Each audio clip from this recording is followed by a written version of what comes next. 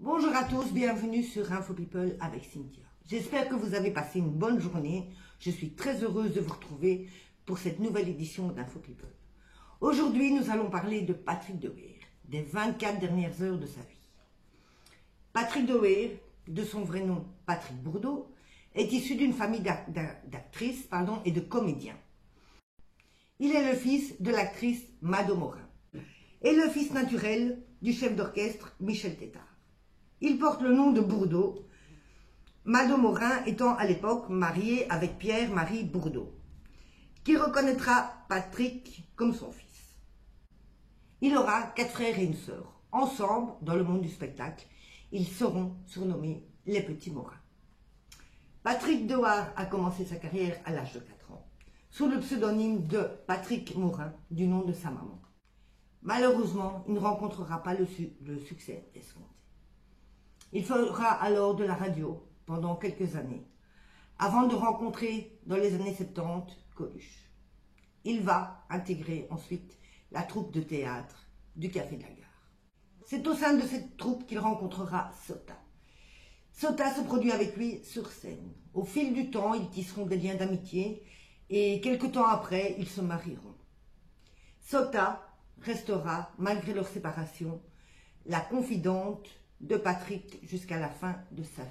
Ils garderont une amitié profonde l'un pour l'autre. En 1974, Claude Lelouch fera appel à lui pour le tournage du film Les Valseuses. C'est lors de ce tournage qu'il rencontrera l'actrice Miu Miu. Directement, ils tomberont amoureux l'un de l'autre. Ça sera un réel coup de foudre. Il vivra avec Miu Miu une magnifique histoire d'amour. Ensemble, ils auront d'ailleurs une petite fille. Miu Miu dira de lui que c'est l'un des plus grands acteurs qu'elle ait connu. Elle dira aussi on respire pareil, on vit pareil, on est tout à fait pareil. C'est formidable. Malheureusement, ça ne dure pas. Miu Miu rencontrera plus tard et tombera amoureuse du chanteur Julien Clerc. Patrick sera effondré. Patrick sera déprimé. Patrick aura du mal à se remettre de cette séparation. Il dira d'ailleurs à sa maman, Miu Miu était la femme de ma vie. Un de ses amis expliquera aussi que lors d'un tournage d'un film, il y avait sur un mur une affiche de Julien Clerc. Julien Clerc était en concert dans ce village. Patrick a regardé l'affiche, s'est mis à pleurer, est allé vers l'affiche et l'a arrachée avec rage. Ça ne passait pas. La rupture avec Miu Miu n'a jamais passé, lui a laissé des cicatrices énormes dans le cœur. Suite forcément à cette rupture, Patrick est devenu dépressif. Il a eu du mal à s'en relever. Il a complètement plongé. C'est quelques années plus tard, pour le tournage du film Edith et Marcel, que Claude Lelouch fait à nouveau appel à lui. Forcément, Patrick accepte. Et ce sera un rôle difficile à jouer. Il devra apprendre à boxer à la manière de Marcel Cerdan. Il devra donc énormément travailler. Il va s'inscrire dans une salle de boxe à Saint-Ouen. Il va s'entraîner tous les jours pour perfectionner sa boxe et la manière de boxer de Marcel Cerdan. Il est aussi forcément très ami avec Bertrand Blier. Ils sont très unis. Tous les jours, comme dira Bertrand, Patrick passait chez moi. On discutait 2-3 heures dans la soirée et puis Patrick retournait chez lui. Rien ne pouvait présager du drame qui allait se passer. Le jour avant ce drame, comme l'explique très bien Bertrand Blier, Patrick est arrivé chez lui, discuter un petit peu avec son ami. Avant de repartir, comme il le dit, il s'est passé une chose très étrange. Patrick est resté bloqué sur mon paillasson. Donc il explique que Patrick, au moment de sortir de la maison, en lui disant au revoir, était ses 2 pieds sur le paillasson.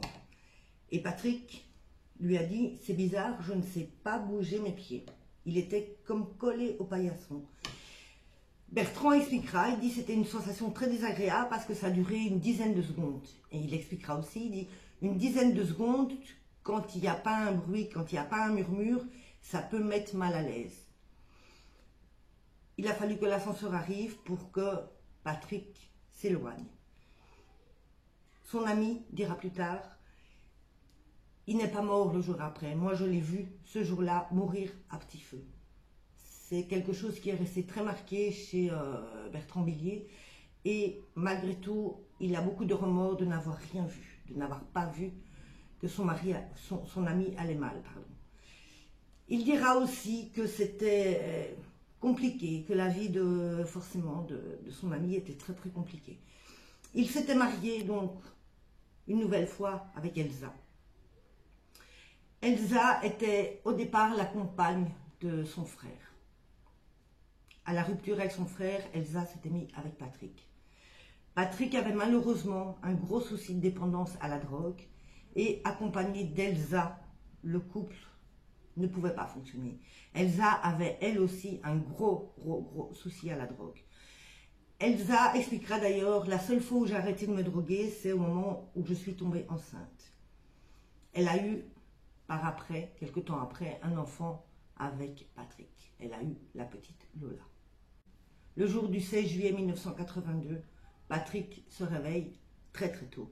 C'est une belle journée, il y a du soleil, il s'apprête. Il doit prendre le taxi très très tôt. Ils ont rendez-vous avenue Foch dans le bureau de Claude Lelouch.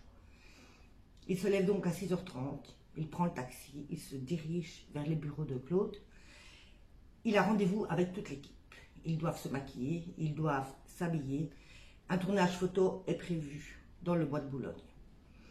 Sur ce tournage photo, comme diront ses amis qui étaient là, comme dira Claude Lelouch, comme dira sa partenaire aussi, tout s'est bien passé. Ce tournage a été vraiment agréable. Ils ont fait des photos de Patrick torse nu, Patrick avec des gants, en rigolant, en souriant. Il était de très très bonne humeur. Rien ne pouvait laisser présager de ce qui allait se passer, du drame qui allait se passer dans la journée. Absolument rien. Après cette séance photo, ils se sont donc tous réunis et ils sont donc tous partis manger. Lui a été seul avec Claude Lelouch. Ils ont décidé de faire un petit repas sympathique. Ils ont été seuls avec Claude Lelouch. Claude Lelouch dira, lui, je n'ai rien vu. Il dira, je n'ai rien vu. Nous avons parlé de tout et de rien. Il était positif, il était dans le futur. On a parlé du film, on a parlé de Marcel Cerdan. Je n'ai absolument pas vu un Patrick déprimé. C'était mais vraiment tout l'inverse. Il était vraiment bien. Il rigolait, il était heureux de la séance photo. Il avait passé une bonne matinée. Tout se passait bien. Mais Claude Lelouch dira aussi, il a eu un appel téléphonique. À un moment, dans le dîner, il s'est levé et a été répondre au téléphone. Il dira aussi, je ne sais pas qui a téléphoné, il ne me l'a pas dit. Mais je n'ai pas vraiment remarqué une différence dans son comportement. Ça ne m'a pas choqué. Il est revenu à table. Ils se sont dit à tantôt, puisque Patrick devait aller s'entraîner à la salle de sport, donc il devait se voir plus tard. Ils se sont dit à tantôt. Et c'est son ami, comédien, qui venait le chercher. C'est Charles Gilbert, qui est arrivé en voiture pour aller déposer Patrick à son domicile. Il est monté dans la voiture de Charles Gilbert, dans la décapotable. Et comme dira Charles Gilbert, je n'ai rien vu. Il était très silencieux. Donc il insiste bien sur le fait qu'il était très, très silencieux.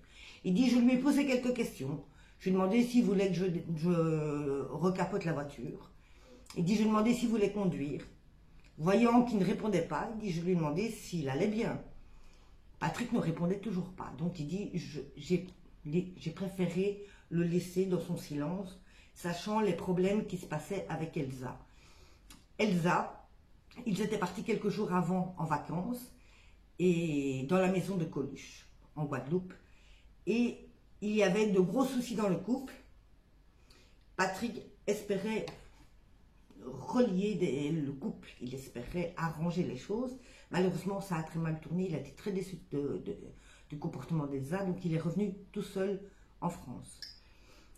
Sachant donc les soucis de son ami, il a préféré le laisser tranquille, ne pas lui poser de questions, il a préféré le laisser en paix. C'est quelques kilomètres plus loin que Patrick demande à son ami de le déposer.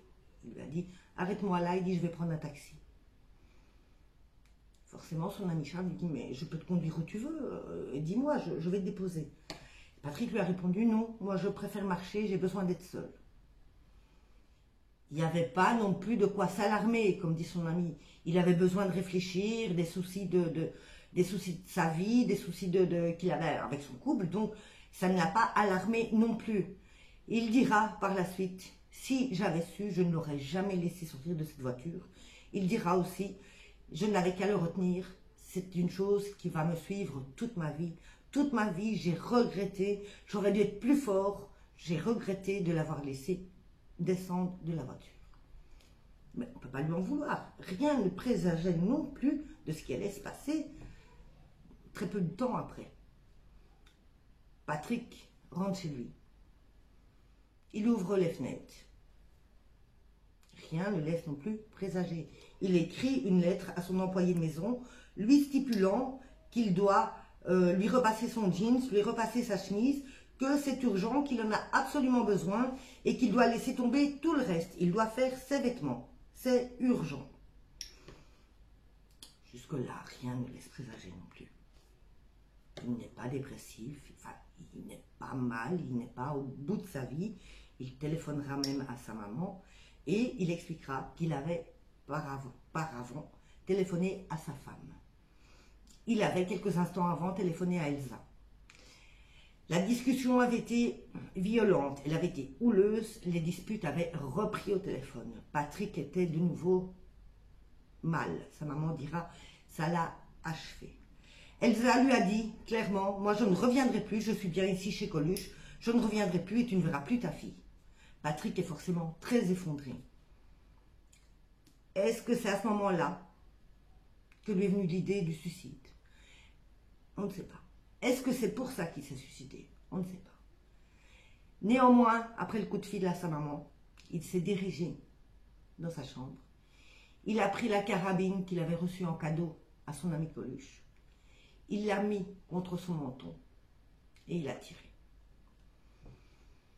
C'est le jeune homme qui travaillait chez lui qu'il a découvert quelque temps après, gisant sur le sol avec la carabine. Patrick était mort. Ses obsèques seront célébrées à l'église Saint-Pierre de Montrouge. Miu, forcément, est présente à l'enterrement. Il y a aussi énormément d'autres stars. Il y a Catherine Deneuve, il y a André Tiché, il y a beaucoup de monde. Au moment de sortir de l'église, le cercueil de Patrick sera porté par ses frères. Il marquera, la famille marquera le coup. En sortant de l'église, il ne sera plus l'acteur Patrick Dewaere. Il reviendra Patrick Bourdeau. Coluche, son ami fidèle, lui revenu forcément en urgence de la Guadeloupe, refusera d'assister à l'enterrement de son ami. Pourquoi Patrick s'est suicidé? Pourquoi Patrick s'est ôté la vie? On n'aura malheureusement aucune réponse. Ce qui l'aura poussé à ça, on n'aura malheureusement aucune réponse. Certains diront qu'il avait des problèmes de dette, qu'il avait des problèmes d'impôts, qu'il avait énormément de soucis d'argent. D'autres diront qu'il était en manque de drogue. Malheureusement, les questions resteront aussi toujours sans réponse. C'était votre Info People de la journée. J'espère que vous allez bien, que vous avez aimé la vidéo, que ça vous a plu. Pour celui qui ne connaît pas Info People, qui ne me connaît pas moi, si vous avez aimé la vidéo, si vous voulez vous abonner, vous poussez sur le petit bouton. Vous me retrouvez très bientôt pour d'autres vidéos, pour une autre Info People. Bonne soirée à tous et à bientôt.